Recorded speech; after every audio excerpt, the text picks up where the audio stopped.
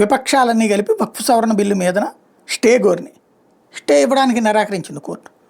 At the same time వీళ్ళు కొన్ని అభ్యంతరాలు రైజ్ చేశారు. అభ్యంతరాలకు సమాధానం ఏంటని అడిగింది. ఈలోపుగానే సుప్రీంకోర్టు అట్లంది ఇట్లంది అనేటటువంటి రూట్లో తీసుకెళ్ళిపోయారు.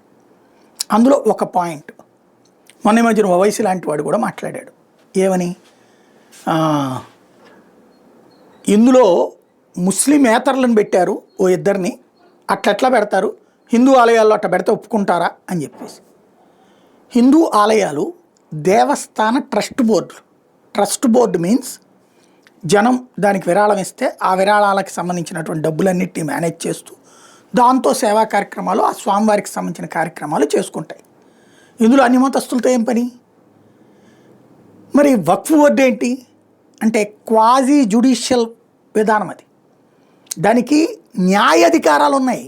వక్ఫ్ బోర్డుకి, ట్రిబ్యునల్కి న్యాయాధికారాలు ఉన్నాయి. న్యాయస్థానం లాంటిది అది. ఇక్కడ ఏం చేస్తున్నది, వక్ఫ్ ఇది నా ఆస్తి అంటుంది గుడిది. గుడివాళ్ళు అయ్యా ఇది నీది కాదయ్యా నాది అని చెప్పినప్పుడు వక్ఫ్ ఆ మాట అనేసింది. ఆ అధికారం గుడికుందా, ట్రస్ట్కుందా? వక్ఫ్కున్న అధికారం ట్రస్ట్కుందా? వక్ఫ్ బోర్డుకున్న అధికారం దేవాలయాలకుందా, దేవాదాయ శాఖకు ఉందా? లేదే. దేవాలయంకి సంబంధించిన ఆస్తి అంటే కాగితాలు కావాలి. వక్ఫ్కి వీళ్ళు అనుకుంటే చాలు.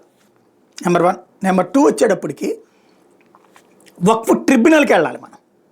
అయ్యా వీళ్ళు ఇట్టగా అంటున్నారు వక్ఫ్ బోర్డు వాళ్ళు, ఆ ఆస్తి వాళ్ళది కాదయ్యా నాదేనయ్యా, నా తాత ముత్తాతల నుంచి నాకు వచ్చిందయ్యా అని చెప్పుకోవాలి. ఇది దర్యాప్తు చేసి తీర్పులు ఇచ్చే అధికారం ఉన్నటువంటి వక్ఫ్ ట్రిబ్యునల్లో అంతా ముస్లింలే ఉంటారు. అప్పుడు న్యాయం ఎట్లా జరుగుతుంది? అంతా ముస్లింలే ఉండి అది ముస్లిం ల్యాండ్ అంటే ముస్లిం ల్యాండ్ అని తీర్పిస్తే న్యాయం ఎట్లా జరుగుతుంది? అలాగ జరగకపోయి ఉంటే సుప్రీంకోర్టులో హైకోర్టులో ఎందుకు జోక్యం చేసుకోవాల్సి వచ్చింది? అలహాబాద్ హైకోర్టు కూడా నాది అని చెప్తే ఎవరు అడిగారు? న్యాయస్థానం కదా బాధపడింది. పార్లమెంట్ మాది అని చెప్పలేదా?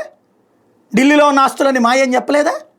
ఎవరు చెప్పారు? ఎక్కడ ఉన్నాయి కాగితాలు? అయ్యి కాగితాలు ఇప్పుడు ఎక్కడ వస్తాయి అంటే మరి ఏ కాగితాలు లేనప్పుడు దేశంలో ఉన్నటువంటి ఆలయాలు మాయి అని చెప్పేసి క్లెయిమ్ చేసినటువంటి వాళ్ళకి కట్టించేశారు వక్ఫ్ ఆస్తుల కింద. ఏ కాగితాలు ఉన్నాయని మరి క్రైస్తవ భూములు తీసుకున్నారు? ఏ కాగితాలు ఉన్నాయని ఆలయాల భూములు తీసుకున్నారు? అదే కదా ఇప్పుడు చర్చ. దానికోసమే కదా వచ్చింది. దేవస్థానము ఈ ఆస్తి మాదే అని చెప్పేసి ఎవరిదాన్నని మా దగ్గర కాగితాలు లేవంటే ఒప్పుకుంటారా? ట్రస్ట్ అంటే ఒప్పుకుంటారా? లేదు కదా. ఇందులో వక్ఫ్కి సంబంధించిన ట్రిబ్యునల్లో ఆ కమిటీలో ఇద్దరు ముస్లిమేతరులు ఉంటారు అన్నటువంటి పాయింట్ని పదే తప్పుడుగా ప్రచారం చేస్తున్నారు. అసలు పాయింట్ ఏంటి? ఆ ట్రిబ్యునల్లో ఏదైతే ఉంటుందో దాంట్లో అంతా ముస్లింలే ఉంటే క్లెయిమ్ చేసిన దానికి ఇంకా న్యాయం ఎట్లా జరుగుతుంది? దేవాలయ ట్రస్ట్ బోర్డు వేరు, వక్ఫ్ బోర్డు వేరు. ఇది గుర్తుపెట్టుకోవాలి. మసీదు బోర్డుల్లో హిందువులు అక్కర్లా, దర్గా బోర్డుల్లో హిందువులు అక్కర్లా. కమిటీలు వేసుకుంటారు కదా, దర్గా కమిటీలు, మసీదుల కమిటీలు, దాంట్లో హిందువులు అక్కర్లా. అలాగే గుళ్ళ కమిటీల్లో కూడా హిందువులు అక్కర్లా. ఇదే ముస్లిం అక్కర్లేదు, ఇది హిందువులదే. వాటిట్లలో కాదు కదా ఇది. వక్ఫ్ అనేది క్వాజీ జ్యుడిషియల్ ఫంక్షన్. అది ఇక్కడ గుర్తుపెట్టుకోవాల్సినటువంటి అంశం.